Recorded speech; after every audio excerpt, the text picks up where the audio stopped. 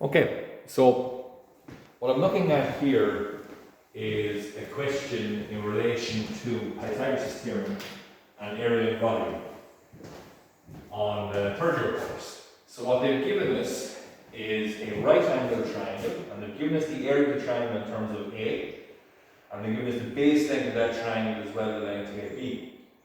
And they've told you that in the description up here at the top, and what you're asked to find is the area of this square in terms of A squared. Okay, so we want it in terms of A. So if we look at the triangle first on its own, the triangle is a 90-degree triangle, and all we know is its base length and its area.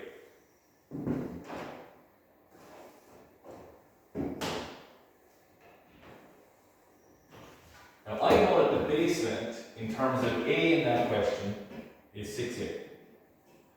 I know that this is 90 degrees, and I know that the total area, which are given in the question, is 12A squared. Now, I'm going to use that information to work my way around the solution. Now, there's a couple of ways that we could solve this, but I'm going to focus on just using Pythagoras' theorem in this particular video to solve the question. The objective is to find the length of the hypotenuse. Okay? That's what we're trying to do. Because once I know the length of the hypotenuse in terms of A, that means I know the length of CB in terms of A, and because of the square, I can take that number, multiply it by itself, and get the area in terms of A. So to do that, first I'm going to find the height of the triangle. I'm going to call that little h. I'm going to find what the value for the height of the triangle is. And then once I have h, I have this number here, I can then work out the hypotenuse. So area for a triangle is half the base by the perpendicular height. That's how we get area for a triangle. So I've already been told the area of the triangle is 12A squared. Is a half.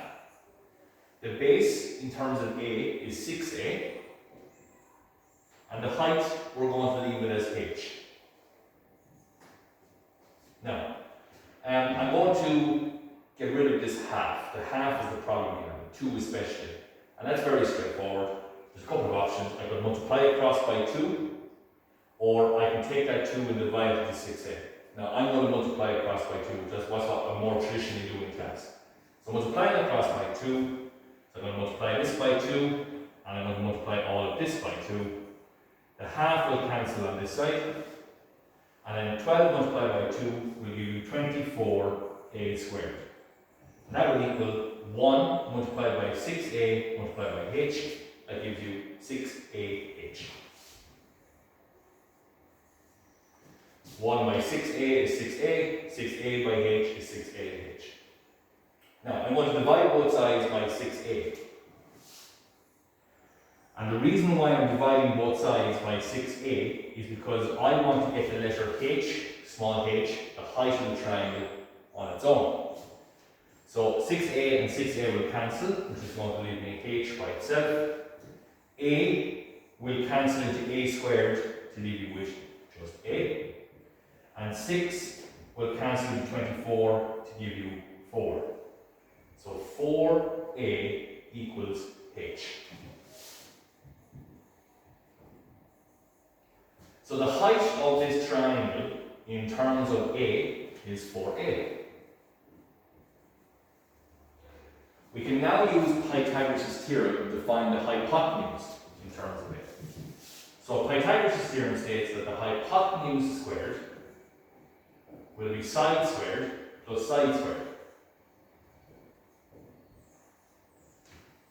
Now the hypotenuse squared we don't know, so we're going to leave it as hyp squared.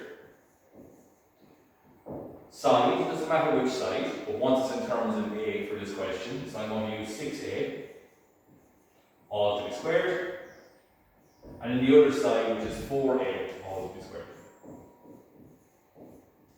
Now it's very important that when we're squaring the 6a and the 4a, that we square each part.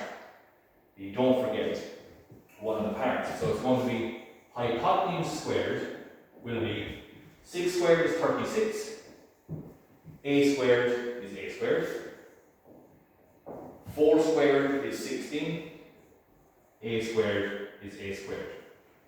So then we're going to bring them two numbers together. So I'm just adding 36 and 16. And we're getting 52A squared. So the hypotenuse squared will be 52A squared.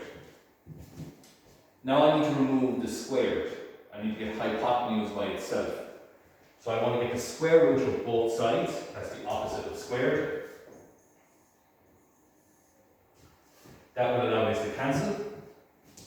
So what you're going to have is that the hypotenuse equals the square root of 52A squared. Now, you can tidy that up more if you want to. Or you can leave it like that to get your final solution.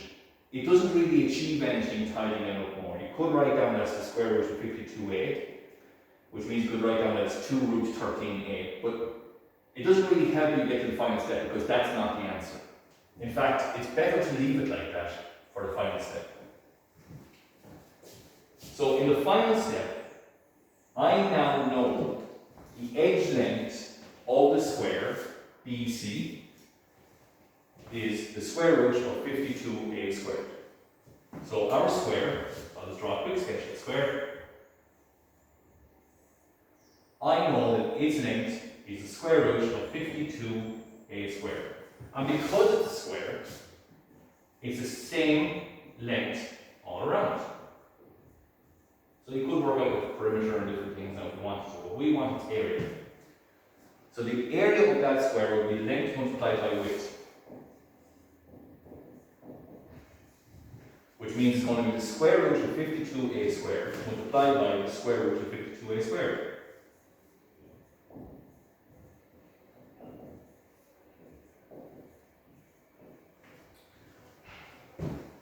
Now,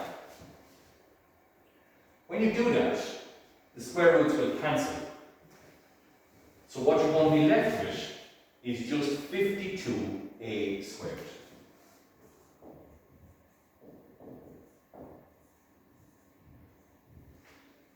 The area of that square, right here, is 52A squared. Okay, that's the end of the video. Hope that helps. A little bit of revision over Pythagoras' theorem and the area of the square.